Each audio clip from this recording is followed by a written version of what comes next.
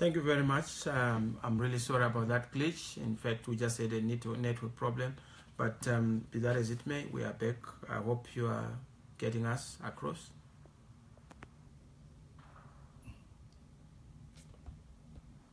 Thank you very much. Yes, I was actually talking about this very important statistic, which I think you should all know in terms of where we are when it comes to the issue of voter registration. If you just look at this statistic, and I just want to shock you, if we go by what we have in terms of these figures and statistics for the June 2013 election, for those who are between the age of 18 and 22, only 2.3% voted. And that tells you that close upon 97% did not vote. So if you are in the age range between 18 and 22, are you part of the 2.3% or you are part of the almost 97% who did not vote? For those who are between the age of 23 to 29, almost 11.7% only voted. The rest did not, the remainder. 30 to 39, 30% voted, 70% did not. 40 to 49, 21% voted, about 69 did not vote. Again, those figures tell you that most of the people do not participate to vote. But I know some will say, but why should we vote? You should vote because your generation demands that you rescue it. You should vote because your nation demands that you should rescue it. You should vote because the future belongs to you. And this is why I've gone to great lengths to try and explain why it is very important for each and every one of the citizens listening to me or those whom you are able to influence. We're not going to be able as politicians, as leadership, to just convince you, all of you. You are also leaders unto your own right. In your family setup, in your church setup, in your domestic setup, in your community setup, even in your social circles.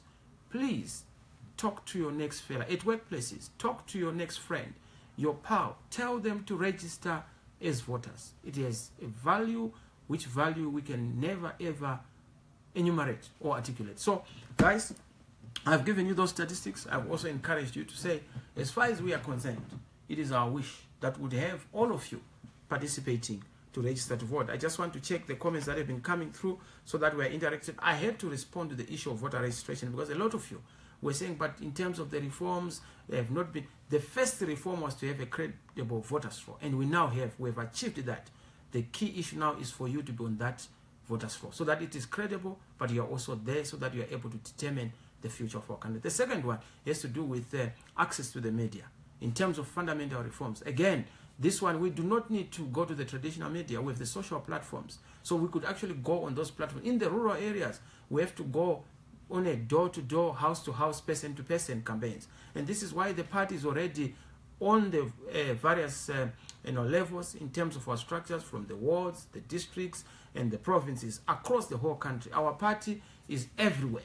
And this is the only party, as you may know, which is national in outlook, which is national in footprint, which is everywhere. Even where you don't expect a structure to be there, we are there. So we are going to make sure that we will leave no stone unturned. In fact, we will leave no turn unstoned when it comes to making sure that we do everything necessary, even unnecessary, to reach out to people and encourage them to register to vote, including traditional leaders, including even the village heads, including even our war veterans, including even our community leaders, opinion leaders at various levels, our teachers, our headmasters. We are going to reach out to try and convince them why they should vote for the alternative. And it's possible for us to achieve change. We did it in 2008. You are aware that we participated. We ran a campaign that was quite progressive and aggressive. We have to repeat the same thing. And it's quite possible. So the issue of us being able to achieve the kind of change we would want to achieve is possible. Some of you may ask, but why should we even participate? What are the alternative policies of the MDC? It's a very important element. And I must say, once I have managed to go through your comments, which I am trying to locate here and I can't locate them, I just want to try and check what your comments are and make sure that those comments are responded to in a particular way so that I'm able to see them. In fact, I've just been trying to check on my iPad so that I also keep focusing on the camera. But I want to get some feedback in terms of your own questions, what you are asking, so that it's interactive. I'm not just saying things which you are not connecting to. So it's very important. I need those things to be sorted out. I've just seen now there is Chauraya Gideon just joining us. Thank you very much for joining us there. I also see a couple of guys who have just joined us. No, thank you guys. You are watching. Charlton, yes, you have joined us. My brother Ivan. Oh, welcome, Fundis. Thank you very much. Yes, I see a lot of guys are joining. Thank you guys for coming on board and just to listen. Why should you vote for the MDC? I've heard this time and again. MDC does not have policies. The MDC does not have an alternative. All they are saying is Mugabe must go. No. Yes, we want Mr. Mugabe to go. But beyond Mr. Mugabe going, we don't also want Mr. Mugabe to go with the country. We want to make sure that we have an alternative narrative. Which alternative narrative we already have? We have two important documents as MDC, which documents are very important.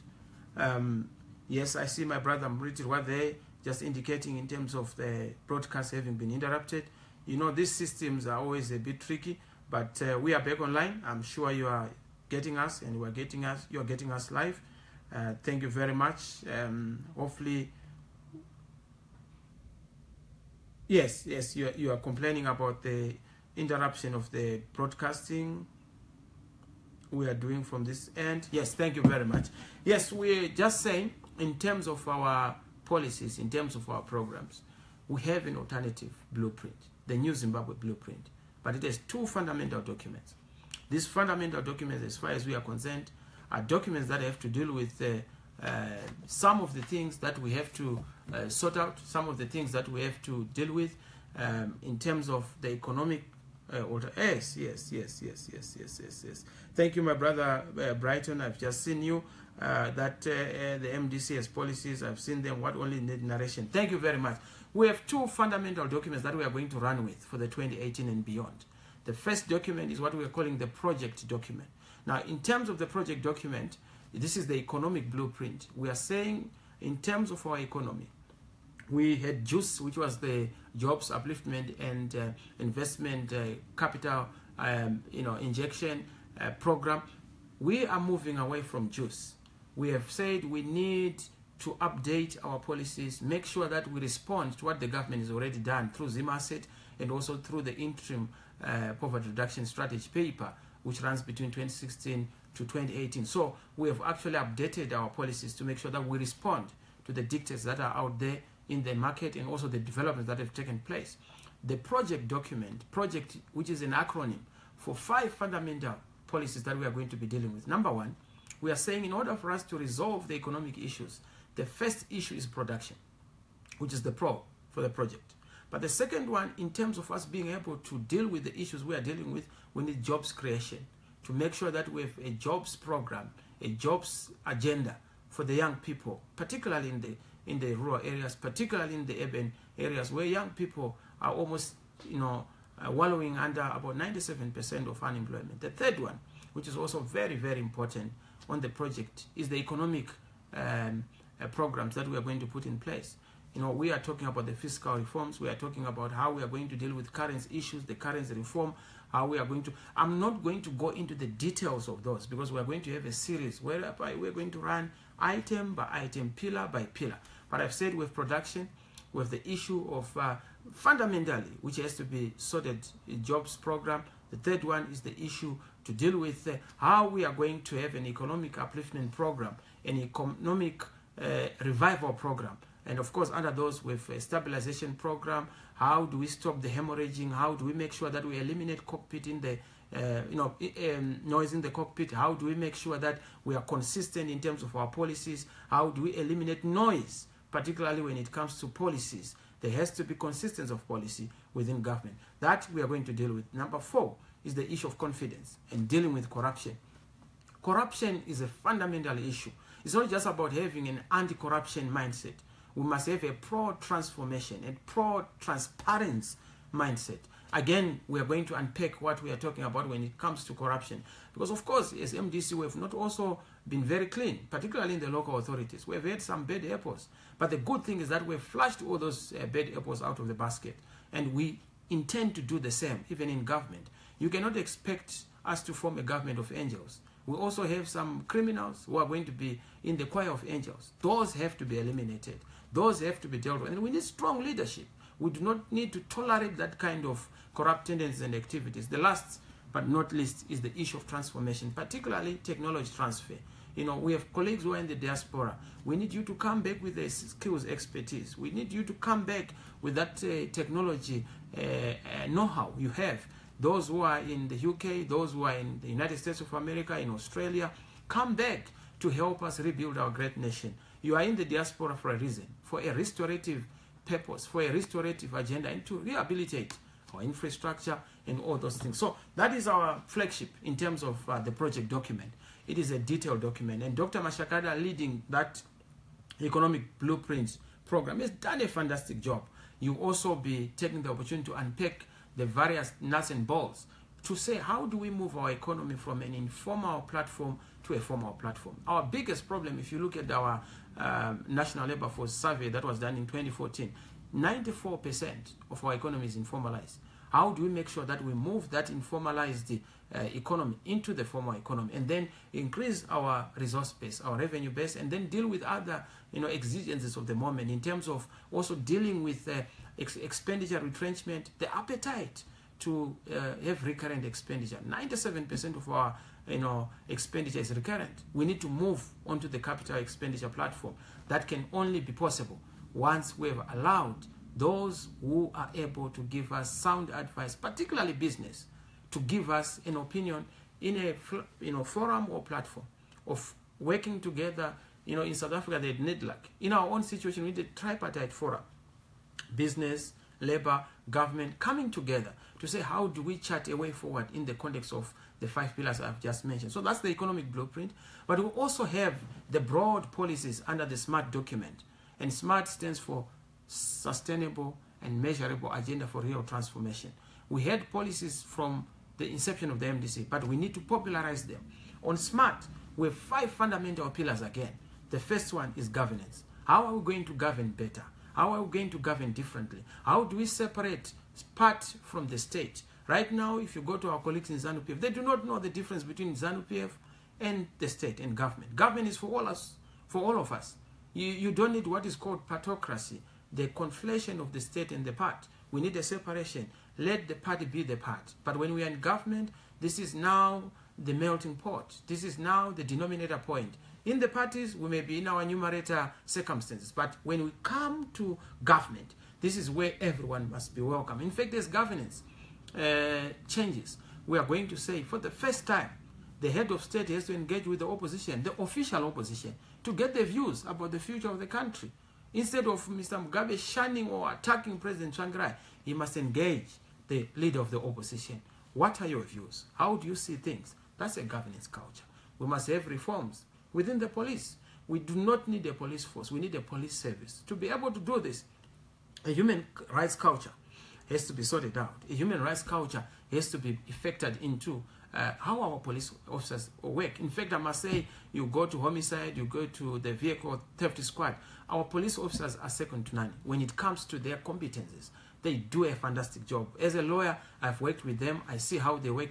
There are areas where the police have not done very well, particularly the rioters element and those who deal with containing the public. We need to deal with our human rights record. But again, that's part of the governance. Devolution is the next revolution. We need to make sure that local communities deal with their local issues. That is possible only when we have put a governance culture which has to respond to the issues that I have raised, but also the structure of government. We do not need a bloated government. We do not need that omnibus parliament. Let's move from an omnibus parliament to a minibus parliament, a parliament that is able to deliver to people, perhaps 120 people. Of course, it's a constitutional issue, but that is our commitment as government. Once we go into government, we are going to deal with those things. Even this whole issue of a bloated government has to be dealt with so that we have a mean, lean cabinet that is able to deliver. That's just on the governance. Infrastructure, how do we make sure that our local chiefs, our traditional chiefs, are dovetailed into the modern systems of government, interacting with the local authorities so that we're able to retain certain functions. I'll go into the details much later, but I just highlighting the main planks, the main canons, and there are 5. Number 1 is governance. Number 2 is the issue of the economic, blueprint or the economic responses. I've already touched on this. I've told you about the project document, and I don't need to go into that. We need to leverage on our tourism, low-hanging fruits that we have. We need to leverage on our service industry. We need also to create new cities in Vic Falls, new cities in terms of Matopos, Nyanga. We need to have new cities, not just to rely on the Smith regime cities and towns. We need to grow new cities, new urban center, so that we take development to the people rather than taking people to bring them to what we believe is a development, when in fact it's not development. So that's the second issue. The third issue has to do with our social interventions, your issue of health, your issue of education, your issue of making sure that we deal with pensioners, a national health system. Our pensioners are supposed to be supported. Our pensioners are supposed to be given support. All those issues are things that we are supposed to deal with. I see Francis there, you're saying you must use 4G. Yes, we're actually on a very robust platform, but we just had a challenge with our phone. But I'm glad now you can actually follow what we're discussing. So yes, I was talking about the third element, which is the social interventions, our social safety nets for the elderly. We must have a program for those who are above 65 to make sure that they are catered for and they are looked after.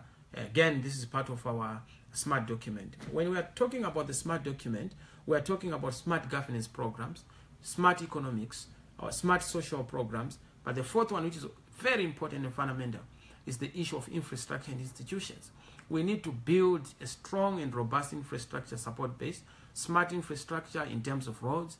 These pillars to civilization, your energy, your communication, your water systems in the rural areas and in urban areas, talking about rural upliftment as a program to make sure that we focus on rural areas and make sure that we're able to do things. Last but not least is an important element, which is the issue of engaging with the international community, building ourselves as a civilized member of the family of nations. Again, our smart, foreign relations and diplomacy are issues that we are going to deal with. So these are just simplified, policies in terms of the benchmarks. But I'm going to have more series, one after the other, articulating these policies and also asking our party information department to deal with those. But just to indicate to you that we have an alternative program, and you should not worry about the MDC. We showed you during the inclusive government. When I became minister, you remember that the SIM card was very expensive. And I told people that, it's going to be cheaper than tomatoes on a market. And now you go, you can actually get more than one SIM card, and you can throw away one, get another one. I said that, and most of the people thought, no, it was quite a pipe dream. But there we are. We now have even ubiquitous connectivity in the country.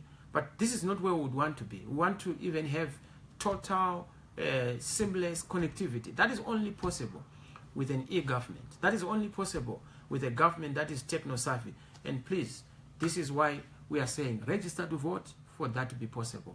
It's possible to make our country great again. It's possible to provide opportunity to citizens through government. It's possible to be an alternative and to be the center and powerhouse of what people would want to learn about how we manage our economy, our governance, our politics. That is possible on that platform. So, guys, yes, I doesn't like there's much visibility in the rural areas. Yes, I hear you, Surprise Pembere. You are talking about visibility, my dear. We are in the rural areas. In fact, most of our weekends, even during middays, we've deployed a lot of our senior leaders to go and do low-key meetings. Mind you, we do not also want to blow our own trumpets when it comes to how we approach these things, because you also cause problems around vulnerabilities, violence for our people. But I can tell you that we are there, and we know that when you are about to catch a notorious criminal, noise is not the best formula. So I want to say, don't worry about what we are doing in the rural areas. We are there in the church communities. We are there in the villages. We are there, amongst our, brothers and sisters, mothers and fathers. So we are doing. I see where BGT is a future with this sharp brains. Oh, thank you, my brother. Philip, thank you so much. I can see some of the comments, those are which comments which I have not seen, please just bear with me. But I think I've addressed the issue of voter registration. I've addressed the issue of why we should vote the MDC in terms of alternative policies, which we are going to run a series once we have formally launched them. We are yet to launch them because we're just dealing with some internal party process, but the documents are ready in terms of both the SMART document and the project document. I also see that there's the issue you wanted me to touch on, the issue of the internal MDC politics. We are a stable party. Forget about any challenges. President Tsvangirai is doing very well. He is recovering. We are happy that he's recovering. In his recovery, we are going to be definitely steering the ship on his behalf because that's why we are there with the deputy president. I know some people have been saying, why is it that you have 3 deputy presidents? This is a party. This is not a government. In a government, the ideal is to have one vice president appointed by the president. But in a party, we can have 1 million vice presidents to make sure that we are equal to the task at hand. And this is why you have myself dealing with the young people, Dr. Kupe dealing with the women's side and also dealing with parliament there. You also have Engineer Muzuri dealing with the business community and also the mature. I deal with the techno savvy element, especially that's why you are finding me doing this sort of thing on behalf of the leadership of the party to make sure that our programs are heard, our programs are appreciated. But we are a good team. Forget about what is in the newspapers about this person is fighting that one. We don't believe that in generating heat we're able to provide light for the people of Zimbabwe. So we need to come together and continue to be united, you and ourselves as the leadership, to deal with the issues that are supposed to be dealt with. Getting every vote to count, getting every voice to be registered, getting every Zimbabwean to be participating. So guys, thank you very much. We are going to be on this platform almost every week, time permitting, at 7 o'clock, maybe for about 30 minutes to an hour, depending on your engagement.